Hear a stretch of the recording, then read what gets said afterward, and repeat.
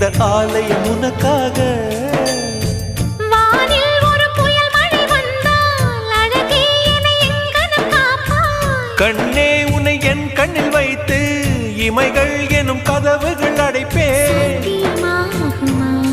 நான் சத்தியம் செய்யவா? தொடு தொடுவெனவே வானவில் என்னை தூரத்தில் அழைக்கின்ற நேரம். உவா